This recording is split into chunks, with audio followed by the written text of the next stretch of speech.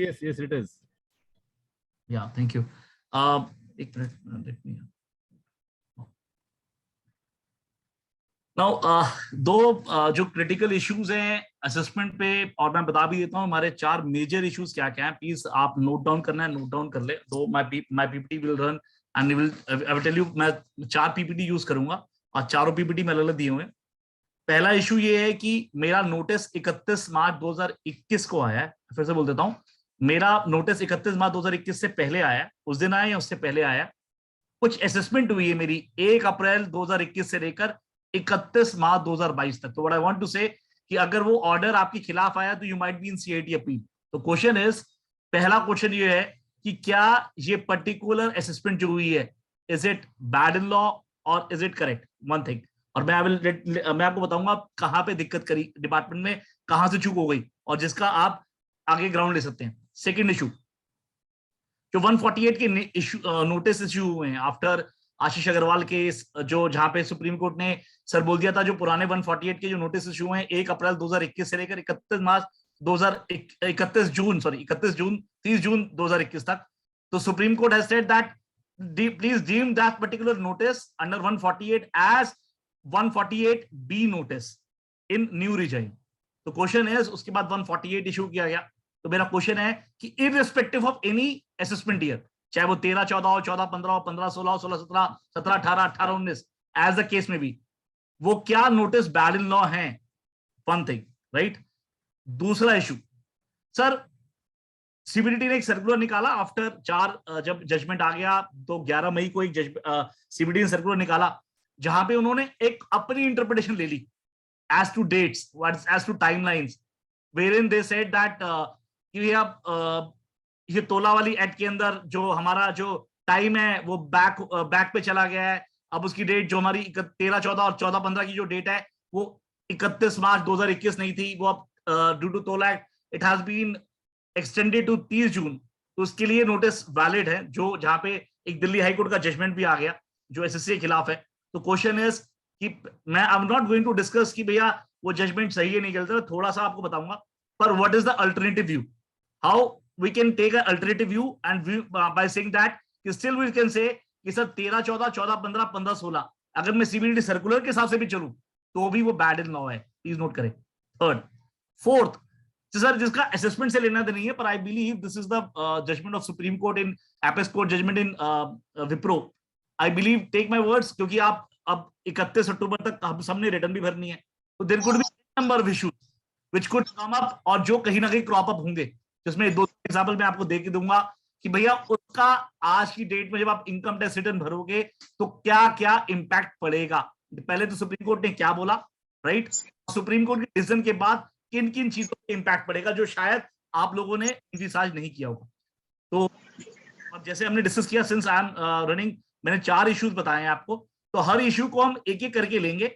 और I will pause for, जब मेरा वो खत्म हो जाएगा I will take a pause and you can ask me question there and then. उसके बाद नेक्स्ट इशू पे आऊंगा. Anyhow, before I start ticking, मैं उस इशू की बात करूं तो प्लीज एक केविएट दे दूं सर, प्लीज अप्रिशिएट कीजिए. See I am not the one who is going to comment on the decisions, but one can make its own assessment with the reasons, rational consequences, और जब possible solution है जो queries की हैं, please appreciate कीजिएगा. तो मैं कहीं पे supreme court, Delhi high court या कोई भी हाई कोर्ट की जजमेंट को उसमें क्वेश्चन मार्क नहीं लगा रहा. ये आप अपनी विजडम है, आप कैसे असेसमेंट करते हैं, क्या इंटरप्रिटेशन ठीक थी, क्या नहीं थी, क्या आर्ग्यू करना चाहिए था, किस तरह से आर्ग्यू करना चाहिए था. तो neither I am commenting on the councils, neither I am commenting on the जजेस. तो व्हाट आई वांट टू से, मेरा कन्फाइनमेंट उस इंटरप्रिटेशन तक ही है. Please. First issue, I said that whether registration under Section 148 made between 1/4/2021 or 31 March 2022 for the notice issued on or before 31 March 2021. Please appreciate कीजिएगा, 31 मार्च 2021 को आए थे, वहां पे नोटिस पे कोई चैलेंज नहीं है, बिकॉज वहां पे अर्स्टवाइल पुराना लॉ चल रहा था. झगड़ा जब कोई नोटिस 1/4/2021 के बाद आया, मैं फिर से बोल देता हूं सर, 31 मार्च 2021 तक जो नोटिस आए वहां पे झगड़ा नहीं था. क्वेश्चन सिर्फ ये था जो नोटिस 1/4/2021 के बाद आए, राइट सर. तो आप ये मान के चले कि सर 148 के जो नोटिस है वो इशू हुआ है 31 मार्च 2021 को या उससे पहले हुआ है. तो what I want to say, there is no question mark on the notice issued under section 148. But the question is कि सर जो assessment हुई है under 148, right, under 147 as to 1/4/2021 to 31/मार्च 2022 तक, जिसके केस के अंदर अगर केस अगर आपके एडवर्स में हुआ है तो you might be in CID appeal whether that assessment is right or bad in law. Now, before going to initially topic कि क्या issue क्या था, पहले एक बार अर्स्टवाइल जो अपना रीजन टू जो हमारा जो 148 था, जो क्या असेसमेंट का चैप्टर था, उसको थोड़ा सा रिवाइज कर देते हैं. प्लीज नोट करें सर. जो रीजन टू बिलीव है वो डिफाइन अप्रिशिएट कीजिएगा. 147 में रीजन टू बिलीव लिखा हुआ है, राइट. अप्रिशिएट करें 148 में वो बोलता है 148(2) सबसेक्शन 2. सर कहीं भी वो रीजन टू बिलीव की बात नहीं करता है. प्लीज अप्रिशिएट कीजिएगा. 148(2) ये कहता है कि भैया reason are to be recorded. Appreciate कीजिएगा. रीजन टू बी रिकॉर्डेड वो सिर्फ लिखता है कि अगर आपको नोटिस इशू करना था तो डिपार्टमेंट को, असेसिंग ऑफिसर को, before issuing notice he has to record the reason. उसके बाद सारी कंडीशंस है, चाहे 151 है, चाहे बाकी चीजें हैं, वो सारी चीजें पूरी करनी थी. Now where assessment has been 4 years, अगर 4 साल की अगर से ज्यादा की असेसमेंट की बात कर रहे हो और ऑलरेडी आपकी असेसमेंट पहले हो चुकी है, तो there was an explanation which says कि अगर आपने true and correct fully disclosure किया हुआ है, राइट, तो ऐसे केस के अंदर 4 साल से बियॉन्ड नहीं आ सकते. फिर valid section of 151, everybody knows it, कि आपको नोटिस इशू करने से पहले 151 का आपको अप्रूवल चाहिए था. 4 साल है तो कंप्लीट अथॉरिटी कुछ और थी, 6 साल है तो कंप्लीट अथॉरिटी कुछ और थी. नाउ टाइम लिमिट 149 में दिया हुआ था. एवरीबॉडी नोज दैट उस टाइम पे 4 साल, 6 साल और एक 16 साल का पीरियड भी था अगर आपका फॉरेन एसेट मिल जाता है या फॉरेन इनकम मिल जाती है. नाउ जब हम इशूएंस ऑफ नोटिस की बात करते हैं, ये जब स्टैट्यूटरी सारी रिक्वायरमेंट पूरी के बाद उसके बाद जो नोटिस इशू करना था वो जुडिशियल एओ को इशू करना था. अप्रिशिएट कीजिएगा. इट इज नॉट कोई भी एओ नहीं इशू कर सकता. No, it is the only judicial AO which can issue the notice, right. What I want to say, let us say अगर मैं लक्ष्मीनगर बैठा हूं और मेरा ऑफिस से इन लक्ष्मीनगर है, मेरा प्रिंसिपल प्लेस भी यहां पर है, तो जो जुडिशियल एओ होगा ऑफ लक्ष्मीनगर वो ही नोटिस इशू कर सकता है. चाहे मैं रहता किसी और एरिया में हूं, ईस्ट दिल्ली में हूं, तो जहां पे मैं रहता हूं वो जुडिशियल एओ नहीं है. जुडिशियल एओ कौन है? जहां पे मेरा प्रिंसिपल प्लेस ऑफ बिजनेस है. तो इसको समझने के लिए आप 120 पढ़े, 124 पढ़े कि भैया मेरा जुडिशियल एओ कौन था. एनीहाउ, अब उसके बाद जब आप वो नोटिस देता था तो उसके बाद आप वो एक टाइम देता था कि आपको रिटर्न फाइल करनी है. आप अपनी रिटर्न फाइल करते थे तो प्लीज नोट करें, साथ के साथ आप सर रीजन टू बिलीव मांगते थे. और मैंने आपको बहुत पहले भी ये बात समझाई है कि रीजन टू बिलीव पहले मांगना पड़ता था. अगर आप नहीं मांगेंगे तो he is not obliged to give you reason to believe. Now when जब वो उसने आपको रीजन टू बिलीव दे दिए along with all the documents, और जब डॉक्यूमेंट्स की बात करता हूं तो one should understand the judgment of SAP investor. Delhi high court का जजमेंट था, और मैं आपको बार बार बताऊं, बहुत सारे अब बॉम्बे हाईकोर्ट हो गया या बहुत सारी जजमेंट ने, अब बॉम्बे हाईकोर्ट की जजमेंट ने, चाहे टाटा की जजमेंट हो या बहुत सारी जजमेंट हो, जहां पे उन्होंने बोला है कि देखिए साहब इन्वेस्टर ने समझाया है कि रीजन टू बिलीव का मतलब क्या है. तो अगर आपने सिर्फ एक पीस ऑफ पेपर दे दिया, उसके पीछे का कोई मटेरियल नहीं दिया, या फिर कोई चीज आपका जो टेंजिबल मटेरियल था, जो एसोसिएटेड विद था, कोई स्टेटमेंट थी, वो कॉपी नहीं दी, तो that is not a proper reason to believe. तो what I want to say, please understand, reason to believe also means कि जो 151 में जो अप्रूवल मिला है वो किस फॉर्मेट में मिला है, किस तरह से अप्रूवल दिया, उसी कॉपी भी आपको देनी है. तो प्लीज नोट करें, साहब इन्वेस्टर का जजमेंट ध्यान रखें कि जब आपको अगर पुराने वाले केस की बात कर रहे हैं तो उसके बाद आप प्री लीगल ऑब्लिगेशन फाइल करते थे उसके अंदर. और प्लीज अप्रिशिएट कीजिएगा सर, एओ को सर ऑर्डर का डिस्पोजल भी करना था. He has to issue order disposing the objection also. और प्लीज नोट करें, ऑब्जेक्शन का, डिस्पोजल का मतलब क्या होता है? डिस्पोजल का मतलब ये होता है कि आपको sir paragraph wise, line wise आपको ऑर्डर का ऑब्जेक्शन दूर करना है. सर ये नहीं बोल के कि आपने पूरा ऑब्जेक्शन लिखा और नीचे लिखा it is not tenable in law, that is not acceptable. So what I want to say, every ground, every line, every paragraph has to be dealt with while disposing of the objection. Now, please appreciate कीजिएगा, ये जो जितनी भी हम बात कर रहे हैं कि इसके बाद असेसमेंट शुरू होती थी, ऑफिस बात है, फिर आप 4 वीक रुकते थे आफ्टर डिस्पोजल. और डिस्पोजल होने के बाद 4 वीक क्यों रुकते थे? क्योंकि अगर मान लीजिए आपको लगता है वो डिस्पोजल ठीक नहीं हुआ, you can go in rate, तो उसके बाद सर आपकी असेसमेंट शुरू होती थी. और प्लीज नोट कर ले, असेसमेंट शुरू होने से कैसे शुरू होगी? पहले 143(2) का नोटिस दिया जाएगा. एक बहुत बड़ा इशू, बहुत लोगों को कंफ्यूजन भी रहता है कि 143(2) पहले आएगा कि 142(1) आएगा. तो मैं हमेशा समझाता हूं कि सर 143(2) बाद में आता. 143(2) केम आफ्टर 142(1), बट सर 143.2 का काम कुछ और है, 142.1 का काम कुछ और है। 143.2 का कहना ये है कि सर जो आपने रिटर्न भरी है, प्लीज अप्रिशिएट करें, जो 148 की रिटर्न है, अगर आप 148 को ध्यान से पढ़ें, जो फर्स्ट पैराग्राफ का जो लेटर पार्ट है वो क्या साफ बोलता है कि भैया रिटर्न मानी जाएगी as if you have filed in under 139।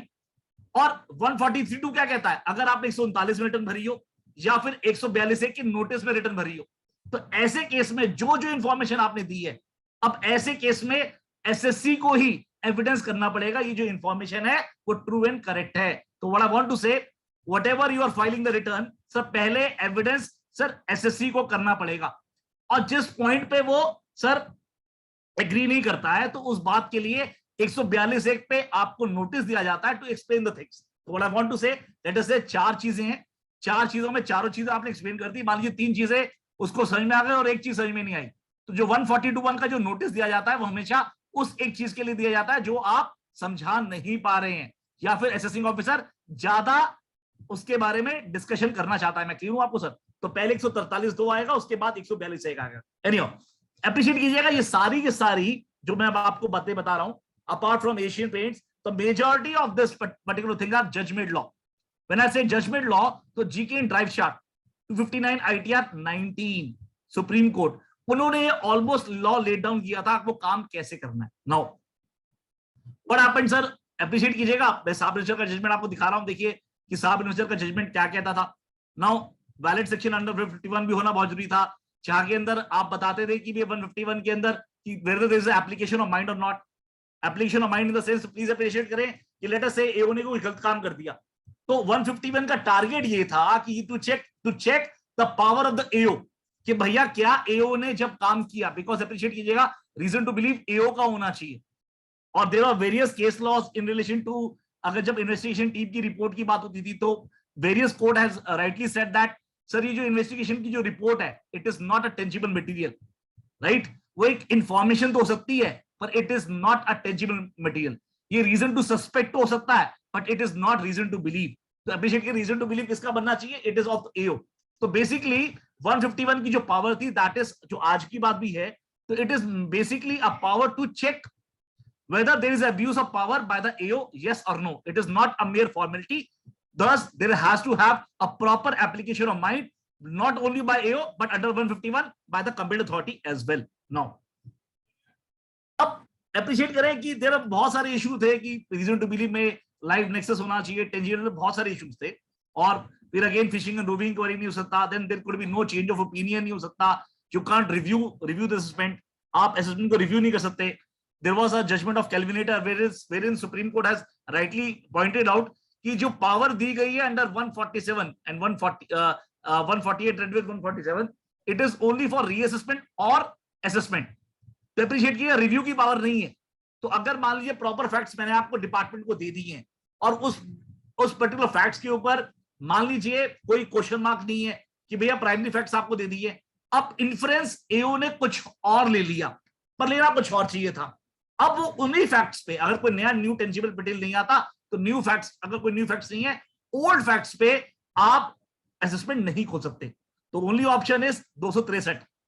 आप अगर मिस्टेक अपरेंट फ्रॉम रिकॉर्ड है तो 154 कर सकते हो, पर अगर मिस्टेक अपरेंट फ्रॉम रिकॉर्ड नहीं है तो 263 हो सकता है, पर 148 दोबारा सेम फैक्ट्स पे नहीं खोला जा सकता। नो, अब 4/2021 को एक नया प्रोसीजर आया और एवरीबडी नोज, और मुझे लगता है जितने सेमिनार अब लगातार इस टॉपिक पे हो रहे हैं वो किसी टॉपिक पे, मैंने भी करीबन काफी सेमिनार दिए, उसमें 4-5 तो हमने रिकॉर्डेड वर्जन भी है जो हमने already given to the persons also, where we discuss this 148 due regime. उसके बाद सुप्रीम कोर्ट की जजमेंट आई, उसको क्वेश्चन आंसर के जरिए समझाया। फिर हमने सुप्रीम कोर्ट की जजमेंट को एक डिफरेंट तरीके से डिस्कस करने की शुरू, that is all available in video, वो आप देख सकते हैं। पर having said that, please appreciate कीजिएगा, फाइनेंस एक्ट 2021 ने क्या किया सर, 2021 ने सर 1/4/2021 से, प्लीज नोट कर लें, 1/4/2021 से सब पूरी की पूरी स्कीम चेंज कर दी। तो व्हाट दे डिड, 147 चेंज हुआ, 148 चेंज हुआ, 149 चेंज हुआ, they change 151 as well, they incorporate 151A also. तो what I want to say, और प्लीज अप्रिशिएट कीजिए, 147 से लेकर 153 तक, मैं फिर से बता देता हूं, 147 से लेकर 153 ये एक स्कीम है असेसमेंट की और रीअसेसमेंट की। You can't read a particular section in a isolated terms. मैं फिर से बोल रहा हूं, किसी एक सेक्शन को आप आइसोलेटेड टर्म में नहीं पढ़ पाएंगे। तो जब भी आपको पढ़ना है पूरी स्कीम को पढ़ना है। तो what I want to say, this law has been substituted from 1/4/2021। Now sunset clause 153 C पे लगा दिया गया और नया रिजाइम आ गया। नाउ अप्रिशिएट कीजिएगा सर, जब आप सुप्रीम कोर्ट की जजमेंट करते हैं आशीष अग्रवाल की, जो आपने बहुत ज्यादा डिस्कस भी करी है, तो उस डिस्कस में आप देखेंगे बाकायदा सुप्रीम कोर्ट ने ही बताया कि देखिए पहली पुरानी वाली असेसमेंट के अंदर सर बहुत सारे इशू होते थे कि भैया आपने जीके ड्राई चार्ट जो मैंने आपको बताया लॉ लेट डाउन किया था, it has not been followed, the people used to go to writ by saying that it is a contempt of supreme court judgment, that's why this all the assessment has been done, या जो काम हुआ that is bad in law. तो it has been said, और normally court held भी करता था। Limitation period में चेंज कर दिया। अच्छा, पहले सेपरेट लिमिट होती थी फॉरेन इनकम फॉरेन मेथड की 16 साल के लिए, अब सीधा लिमिट है 3 साल या 10 साल। तो पहले 4, 6 और 16 था, अब सिर्फ 3 साल और 10 साल है, right? That is in read in 149। Now let us come to issue now. अब नाउ द क्वेश्चन इज, अब हमने जो डिस्कस किया कि सर पुरानी में क्या होता था, बहुत ब्रीफली डिस्कस किया, नए में क्या होता था। नाउ लेट अस पॉइंट आउट कि भैया अब दोबारा इशू को रिपीट करता हूं। सब प्लीज नोट कीजिएगा, सर नोटिस आया 31 मार्च 2021 से पहले, उस दिन या फिर उससे पहले। तो जो प्लीज नोट करें, जो नोटिस आया है वो पुराने वाले रिजाइम में आया है, 148 वाला, प्लीज अप्रिशिएट कीजिएगा, पुराने वाले रिजाइम में आया। और जैसे मैंने बताया सर 1/4/2021 से आपकी असेसमेंट चेंज हो गई है। तो now what was the issue? जैसे मैंने आपको बताया सर, देखिए अगर आप 148 को पढ़ते थे, पुराने वाले 148 को पढ़ते थे, तो 148(2) बोलता था कि भैया रीजन आपको रिकॉर्ड करने पड़ेंगे। अब क्वेश्चन उठता था कि रीजन क्या है, क्या ये रीजन टू सस्पेक्ट है या रीजन टू बिलीव है? तो अप्रिशिएट करें, ये रीजन टू बिलीव है, वो हम इसको एम्फसाइज ऐसे करते थे, बिकॉज टू डील विद 147। तो what I want to say, sir 148 was silent कि भैया नोटिस आने से पहले रीजन कौन से होने चाहिए, रीजन टू सस्पेक्ट या reason to believe. It is only when we read it with 147 we came to know it has to be reason to believe. मैं क्लियर हूं आपको सर? तो ये बात आप दिमाग में, तो what I want to say, sir 147 prior to 1/4/2021 क्या कहता था, if the assessing officer has reason to believe. तो what I want to say, so इसका मतलब नोटिस इशू करने से पहले पहली बात तो रीजन रिकॉर्ड करने, वो रीजन कौन से होने चाहिए, रीजन टू बिलीव होने चाहिए। और साथ के साथ अगर वो रीजन टू बिलीव है, मान लीजिए वो सारे पैरामीटर्स फुलफिल कर रहा है, तो 148 की असेसमेंट हो सकती थी। पुराने केस में कहीं कोई दिक्कत नहीं थी। मैं मान के चल रहा हूं it was not reason to suspect, 151 का अप्रूवल पूरा था और सारी चीजें पूरी करी है। अगर सारी कंडीशन मीट आउट हो रही हैं और ये टेंजिबल न्यू टेंजिबल मटेरियल है, तो रीजन टू बिलीव के बेस पे सर असेसमेंट हो सकती थी, कहीं कोई दिक्कत नहीं। नाउ अब प्लीज नोट करें, अब नोटिस करें सर अमेंडमेंट में क्या किया इन्होंने। देखिए 147 हैज बीन सब्स्टिट्यूटेड। मैं बोला 147 को इन्होंने सब्स्टिट्यूट कर दिया। उन्होंने क्या बोला, पहले बोलता था सर पुराने वाले में if the assessing officer has reason to believe, अब देखिए क्या बोल रहा है, if any income chargeable tax in case of an assessee has escaped assessment for any assessment year, assessing officer may subject to the provision of 148 to 153 assess और reassess such income, बाकी blah blah blah बोलता है। तो please appreciate करें sir, यहाँ पे reason to believe जैसी कोई चीज नहीं है। तो सबसे पहला आर्गुमेंट प्लीज नोट कर लें, जो मेरा पहला आर्गुमेंट, मैं आपको 2 आर्गुमेंट दूंगा वाई 1/4/2021 से लेकर 31 मार्च 2022 की जो आपकी असेसमेंट है that is bad in law. Please appreciate करें सर, पहला आर्गुमेंट आप नोट कर लें। पहली बात आपके दिमाग में क्वेश्चन आएगा कि नितिन भाई इसका इंपैक्ट क्या पड़ा, क्या इसका मतलब ये वाइडर हो गई? आज की डेट में जो असेसमेंट का जो काम करने का तरीका है, पहले रीजन टू बिलीव होना चाहिए था, तो अब क्या कभी भी हो सकता है? Answer is no. एप्रिशिएट करें सर, अब पूरा रिजाइम क्या है, रिजाइम ये है कि अगर डिपार्टमेंट को लगता है कोई गलती है, कोई असेसमेंट गलत हुई है या फिर कोई इंफॉर्मेशन आ गई, तो पहले 148 का प्रोसीजर देगा, बकायदा पहले 148 में इंक्वायरी करेगा, इंक्वायरी अगर जरूरत होगी तो इंक्वायरी करेगा, उसके बाद 148B का आपको नोटिस देगा, उसके साथ एक इंफॉर्मेशन देगा, फिर आप एक रिप्लाई सबमिट करेंगे, फिर 148D के अंदर सर उस आप प्लीज नोट करते रहे, जब उसको उस इंफॉर्मेशन को वो मटेरियल में कन्वर्ट होगा, उसके बाद उनको लगता है कि 148 कंडीशन होना चाहिए तो 148 का नोटिस इशू होगा। अब प्लीज अप्रिशिएट करें, जब आप ये पूरा प्रोसीजर समझते हैं you will come to know, तो अब 147 की डेफिनेशन है वो अब नैरोअर हो गई है, वाइडर नहीं हुई है। तो what I want to say, sir पहले असेसमेंट के लिए, ये मैं पहला पॉइंट बता रहा हूं, इसे सब प्लीज नोट कर लें, सब पहले असेसमेंट के लिए रीजन टू बिलीव होना जरूरी था, पर अब 148A के प्रोसीजर का मतलब अगर आप प्रोसीजर पूरा किया तो सही मायने में जो इंफॉर्मेशन है जो मटेरियल में कन्वर्ट हो रही है, इसका मतलब फैक्चुअली आपके हाथ में इनकम एस्केपमेंट होनी चाहिए। सर रीजन टू बिलीव से काम नहीं चलेगा। तो वो इंफॉर्मेशन जो प्रोसीजर फॉलो करने का पर्पस ये है कि सही मायने में सर अब ये डेफिनेशन नैरो डाउन हो गई है इन फेवर ऑफ एसएससी। इसका मतलब पहला आर्गुमेंट आपका सर कि सर अगर आपने जो 148 इशू किया था that is issue on the basis of reason to believe, right sir. तो रीजन टू बिलीव को आपने वो सारा प्रोसीजर फॉलो करने की कोशिश किया, पर जो 147 की जो बात थी, प्लीज अप्रिशिएट कीजिएगा, वो तो नैरो डेफिनेशन है। वहां पे तो आपको फैक्चुअली प्रूव करना था कि भैया 147 तभी हो पाएगा जब फैक्चुअली सर आपकी income chargeable tax has been escapement. तो first argument is sir this 147 definition is narrow down. तो what I want to say, since you did it at on the basis of reason to believe, तो पहला ground बता रहा हूं, it is sir bad in law, पहला ground. Now दूसरा, अब बात करते हैं sir, let us talk about sorry now let us come to second issue. अब अप्रिशिएट करें सर, मैंने क्या बताया सर आपको, जो सेकंड इशू है सर, ये जो मैंने बताया, देखिए चेंज इन, ये पहले इशू की बात ही कर रहा हूं सर, अप्रिशिएट कीजिएगा सर, जो जुडिशियल कंडीशन है रीजन टू बिलीव वो चेंज हो गई है।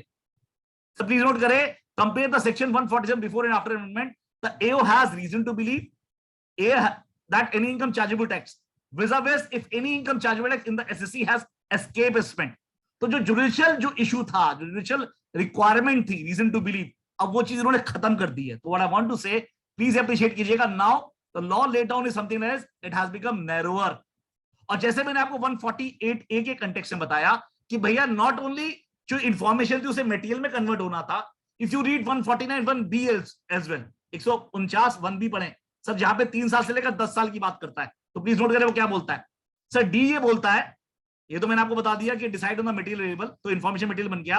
अब 141B क्या बोलता है, देखिए नोटिए, where the AO has in position, तो पहली बात 3 कंडीशन पूरी होनी चाहिए।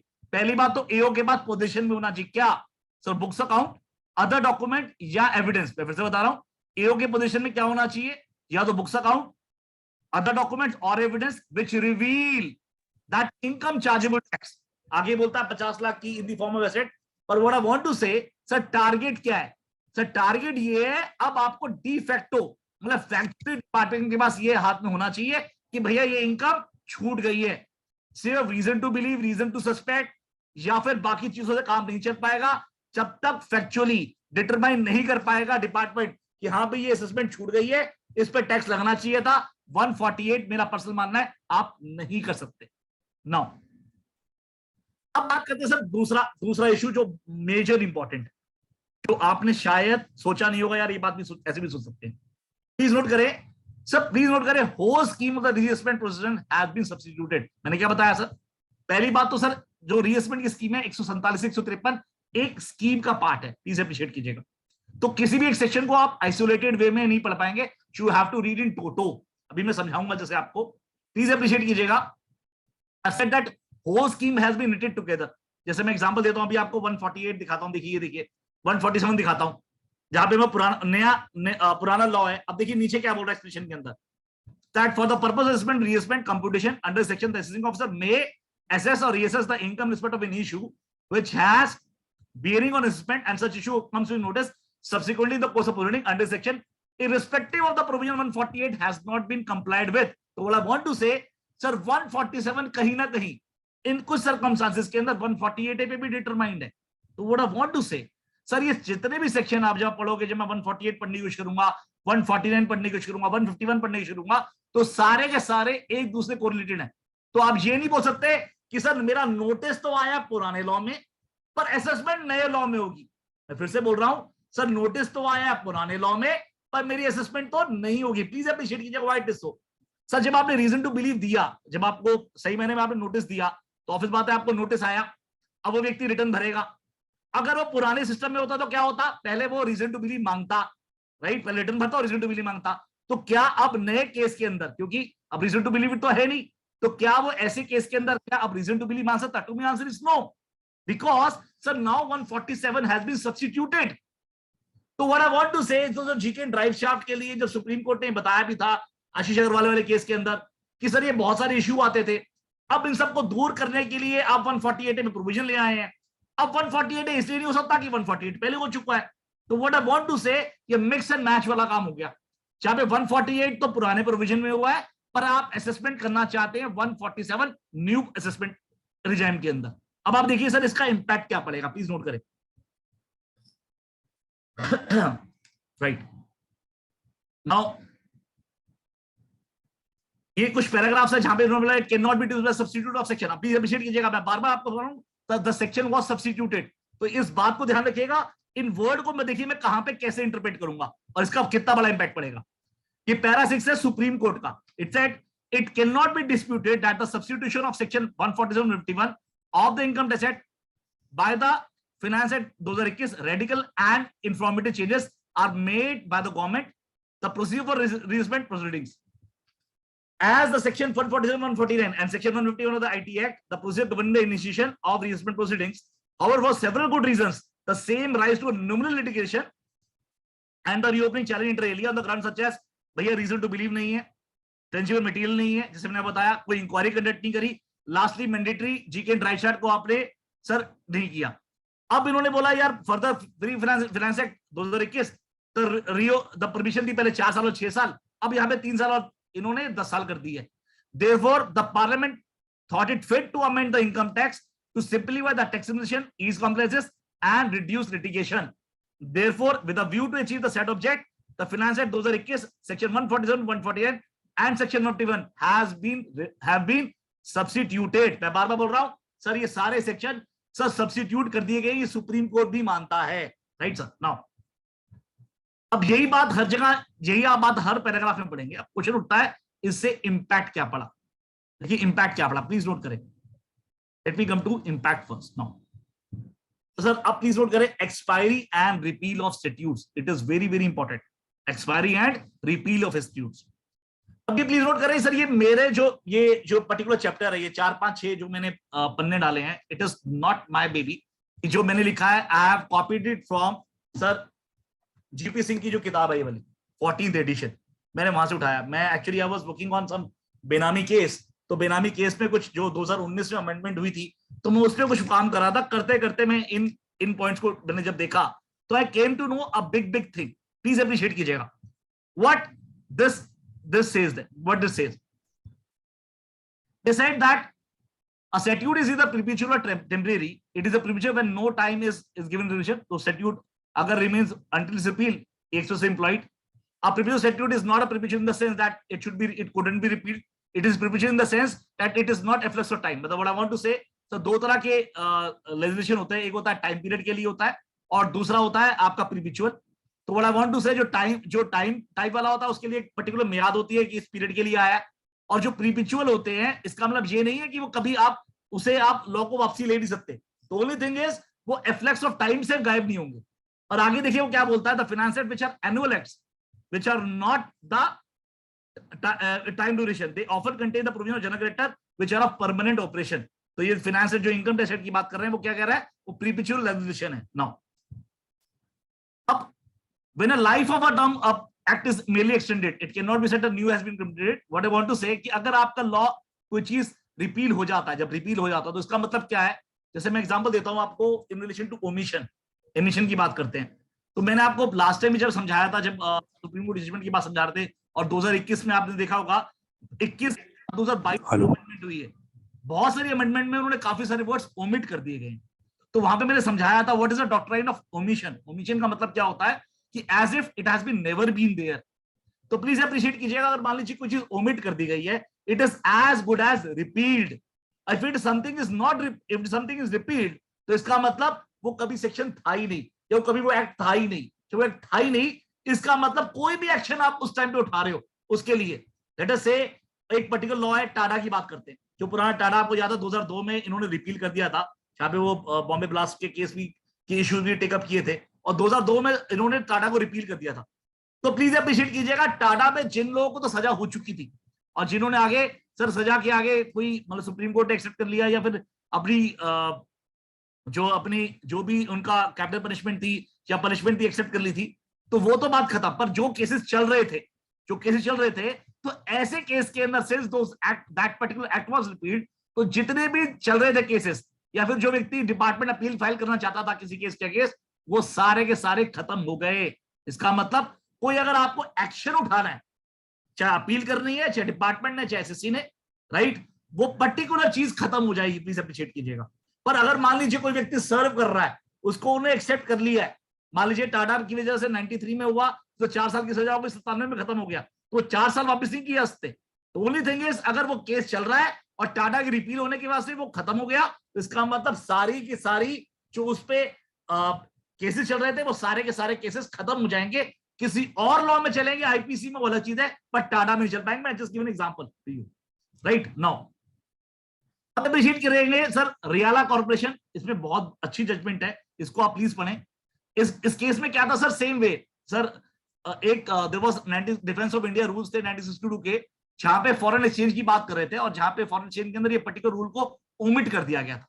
तो जहां पे सुप्रीम कोर्ट ने बोला कि अगर आपने पर्टिकुलर किसी लॉ को या रूल्स को अगर ओमिट कर दिया, या फिर एक्ट कोड सेक्शन को ओमिट कर दिया, तो इसका मतलब कोई भी चीज काम जो होना है उसके बदले में, मतलब उसके खिलाफ केस चलाना है, तो अब वो केस नहीं चल सकता, because the same thing was amended, the same thing was repealed. Now अब अप्रिशिएट कीजिएगा सब्स्टिट्यूशन। अब मैंने बताया सर, मैं बार बार आपको आवाज दे रहा था कि सर ये लॉ सब्स्टिट्यूट हो गया, ये लॉ सब्स्टिट्यूट हो गया। तो लॉ सब्स्टिट्यूशन का मतलब क्या है, जो मैं मेजर पॉइंट बोल रहा था sir, substitution of provision results in a repeal of early provision and the replacement by the new provision. Substitution thus combines repeal and fresh enactment.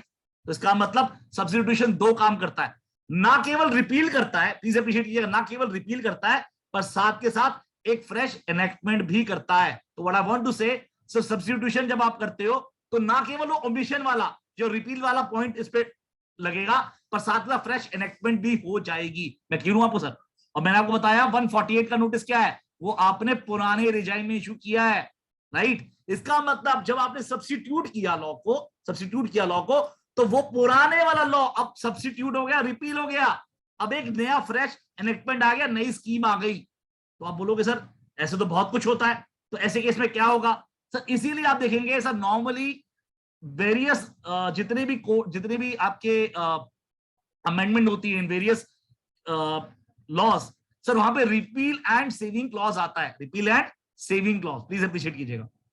अगर रिपील एंड सेविंग क्लॉज अगर आप नहीं डालते, repeal and saving clause का purpose क्या है, जैसे मैं आपको एग्जांपल देता हूं आपको सर, सर्विस टैक्स में आपको याद होगा sir, service tax was omitted sir, जब जीएसटी आया था तो सर वो पूरा एक्ट ओमिट कर दिया गया था, और हुआ क्या, साथ के साथ उन्होंने जब जीएसटी लेके आए, साथ में रिपील एंड सेविंग क्लॉज डाल दिया कि सर्विस टैक्स के अंदर अगर कुछ भी होना है, मान लीजिए कोई असेसमेंट होनी है, कोई ऑडिट होना है, तो वो सारा का सारा आप काम कर सकते हो। जब वैट को इन्होंने सर रिपील किया, तो प्लीज अप्रिशिएट करें सर, जो पेंडिंग असेसमेंट थी या पेंडिंग ईयर्स थे, उसके लिए रिपील एंड सेविंग क्लॉज डाला गया। तो अगर ये रिपील एंड सेविंग क्लॉज नहीं डाला गया था, तो प्लीज अप्रिशिएट करें, जो सर्विस टैक्स की जो जितनी भी आपकी जो ऑडिट्स हो रहे थे, ये 18, 19, 19, 20, 21 में, वो नहीं हो सकते थे। It is only due to repeal and saving clause sir ये चीज ऑडिट हो पाए। मैं क्लियर हूं आपको, क्योंकि सर्विस टैक्स तो खत्म हो गया सर, जब ओमिट हो गया, तो once it has been omitted, उसके बावजूद भी अगर सर्विस टैक्स ऑडिट हो रहा है, वो इस वजह से हो रहा है, because there was a repeal and saving clause. Now अब क्वेश्चन उठता है कि सर क्या ये चीज, इस तरह की चीजें सर कोर्ट ने भी बोली है? Yes, the answer is yes sir. Let us go to Delhi high court. पहले दो जजमेंट आई, एक इलाहाबाद हाई कोर्ट की, राइट, इलाहाबाद हाई कोर्ट, उसके बाद दिल्ली हाई कोर्ट की, in relation to that particular judgment, जिसके बारे में सुप्रीम कोर्ट ने आशीष अग्रवाल के केस में जजमेंट दिया। सर उन्होंने देखिए क्या बोल रहा है सर, इलाहाबाद हाई कोर्ट ने बोला, in the absence of any express saving clause and to the resident proceeding had been issued prior to that, the solution does not affect inquire further examination. बोले भैया सेविंग क्लॉज आपने नहीं दिया, इसका मतलब मैं फर्दर चेक नहीं कर सकता कि ये आगे केस चलेगा नहीं चलेगा। अप्रिशिएट करें जितने भी, अब देखिए एब्सेंस ऑफ सेविंग क्लॉज की बात कर रहा है, the position is well known that a common law, the normal effect of repealing the statute is or deleting a provision is to obliterate it from the statute book as completed, as if it has been never been passed, and the statute must be considered as a law it has been never been existed. ये कभी exist करता ही नहीं था। तो what I want to say when you say like this, तो appreciate करें ये सारी बातें ना केवल सर इन्होंने बोले, इलाहाबाद हाई कोर्ट ने बोली, the same was already said by Delhi High Court, High Court as well in the case of Manmohan Kohli case. उन्होंने ही बोला भैया आपने कहीं पे भी सर लॉ को सब्स्टिट्यूट जब किया है आपने रिपील एंड सेविंग क्लॉज तो लगाया नहीं है। दो, उनके पास जो क्वेश्चन था वो नोटिस था 1/4/2021 से लेकर 31 जून 2021 तक के नोटिस का। तो question was not with them कि भैया 31 मार्च को जो पहले नोटिस आया उसके असेसमेंट का, तो उन्होंने वहां पे आंसर नहीं दिया। पर दे ऑलवेज सेड, पूरी जजमेंट में उन्होंने समझाया भैया लॉ सब्स्टिट्यूट हो गया है, आपने रिपील एंड सेविंग क्लॉज नहीं लगाया। अब देखिए सर बाद में सुप्रीम कोर्ट ने क्या बोला। सुप्रीम कोर्ट ने बकायदा उनको बोला, प्लीज नोट करें, सुप्रीम कोर्ट सेड दैट, उन्होंने बोला सिर्फ एक बात बोली, उन्होंने बोला जी 148B का जो नोटिस है ना जी, जो 148B का जो नोटिस है वो, सॉरी जो 148 का नोटिस है वो 148B का माना जाएगा। इसके अलावा जितने भी इश्यूज थे, इसके अलावा जितने भी इश्यूज थे वो सारे के सारे, चाहे वो हाई कोर्ट के थे, दिल्ली हाई कोर्ट के थे, चाहे इलाहाबाद हाई कोर्ट के, वो that was accepted by the supreme court. तो only thing reservation is, supreme court से जो नोटिस आए हैं 1/4/2021 से लेकर 30 जून 2021 तक, उनको मैं 148B के नोटिस के अंदर डी मानता हूं। बाकी चीजों पे उसने बोला कि भैया ये एकदम ठीक है। नाउ अब आपके दिमाग में क्वेश्चन आएगा कि नितिन भाई क्या ऐसा इनकम टैक्स एक्ट में भी कभी हुआ है? तो प्लीज नोट कर ले, अब मैं इनकम टैक्स की चीजें आपको दिखाता हूं, प्लीज नोट करें, प्लीज अप्रिशिएट करें। पहला, सर इनकम टैक्स डिपार्टमेंट भी तीन जगह मैं पहला आर्गुमेंट बताऊंगा, ऑलरेडी डिपार्टमेंट भी यह बात आर्ग्यू ले रहा है। कैसे? सर नोट करें 144B सबसेक्शन 9, आप नोट करें 31 मार्च 2021 को जब फाइनेंस एक्ट 2021 द्वारा 144B को इन्होंने डाला था, इनकॉर्पोरेट किया था, तो उन्हें 144B9 डाला था, जहां पे उन्होंने बोला था कि ये जो प्रोसीजर दिया गया है 144B में, अगर आपने डिपार्टमेंट ने इसको नहीं किया तो ऐसे केस में ये माना जाएगा कि सर ये सारी की सारी प्रोसीडिंग नॉन एस्ट है, इनवैलिड है। अब ऐसे केस में बहुत सारे दिल्ली हाई कोर्ट या फिर बहुत सारे जजमेंट ने उन्होंने बोला कि भैया 144B9 में आप अपने आप से कह रहे हो, तो ऐसे केस में ये नॉन एस्ट है। तो what happened, what they did, 31 मार्च 2022 को, सॉरी जो फाइनेंस एक्ट 2022 को, इन्होंने नॉट ओनली 144B को सब्स्टिट्यूट किया, पर साथ के साथ इन्होंने 144B9 भी हटा दिया।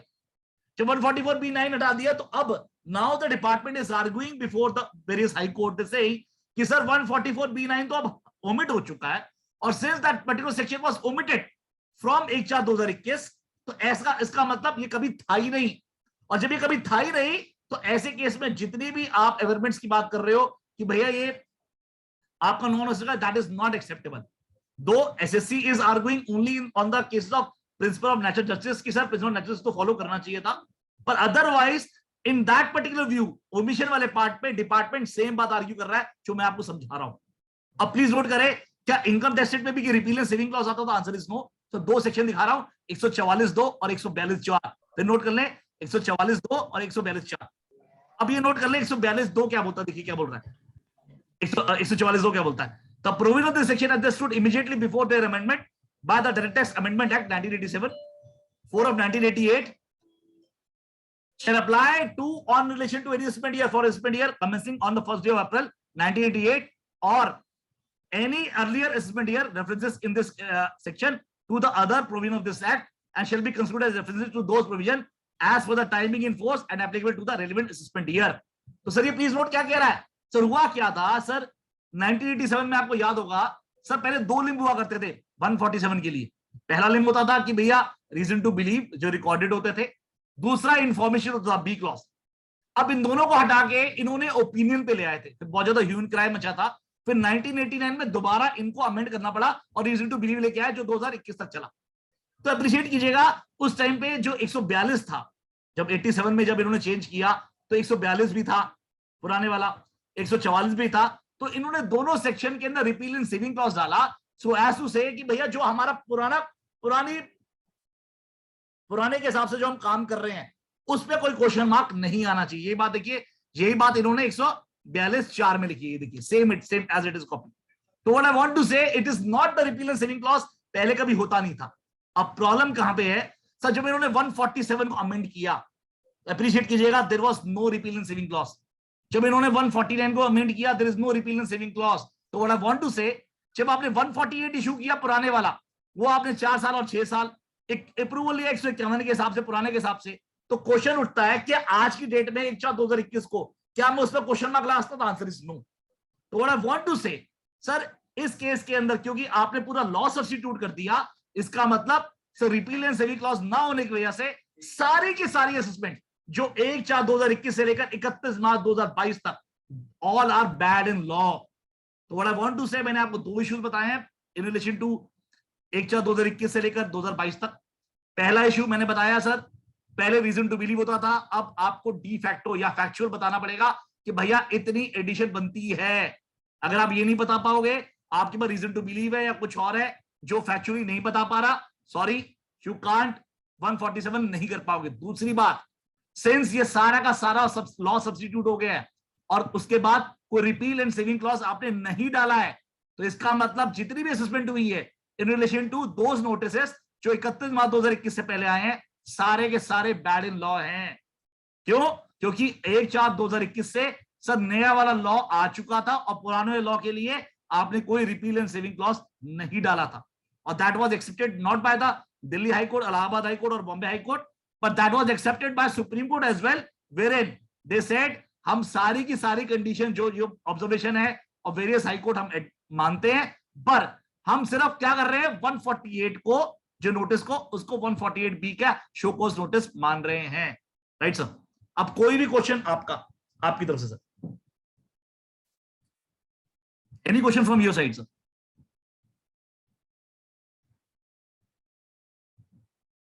सर कोई क्वेश्चन आपका? अशोक जी, शर्मा जी, सर कोई question? Sir, what about the notices dated 31st March which have been received post 31st March? नहीं सर, आप नॉट टॉकिंग अबाउट दैट, वो दिल्ली हाई कोर्ट का जजमेंट आ गया। अगर वो टाइम मिलेगा मेरी 4 इश्यूज के बाद उसको भी थोड़ा सा डिस्कस कर लेंगे। मैं अभी तक वहीं पे हूँ। 31 मार्च का जो नोटिस आया है और 31 मार्च को ही रिसीव हो गया या फिर उससे पहले इशू हुआ है, पहले ही हो चुका है, वो इशू है ही नहीं झगड़ा जो दिल्ली हाई कोर्ट का अब जो जजमेंट आया 3-4 दिन पहले, मैं उसकी बात ही नहीं कर रहा हूँ, आपसे अप्रिशिएट कीजिएगा। राइट, मैं सिर्फ बात कर रहा हूँ वो नोटिस जो 31 मार्च 2021 को आपके पास आ चुके थे, वैलिडली आ चुके थे, कोई क्वेश्चन मार्क नहीं था, मैं सिर्फ उसके कंसर्न में ये वाला टॉपिक उठाया मैंने आपसे। मेरा कहना ये है जो 1/4/2021 से लेकर 31 मार्च 2022 तक जो भी असेसमेंट हुई है जिसके अंदर अगर आपकी एडवर्स हुई है और आप अपील में है, तो ये वाला ग्राउंड आप ले सकते हैं और बहुत आराम से जीतेंगे सर, कोई दिक्कत नहीं है। और ये मैं नहीं बोल रहा हूं सर, दिल्ली हाई कोर्ट बोल रहा है और वेरियस सुप्रीम कोर्ट जजमेंट बोल चुकी है, सुप्रीम कोर्ट ने एक्सेप्ट भी किया है कि yes the law was substituted now. और मैंने आपको बताया सब्स्टिट्यूशन का मतलब क्या है, it is not only repeal but fresh enactment also, तो दो चीजें करता है वो। बताइए सर, आगे बढ़े सर, किसी का कोई भी क्वेश्चन हो सर, नहीं तो फिर मैं क्वेश्चन मैं आपसे पूछूं। चलिए मैं पूछता हूं आपसे। एनी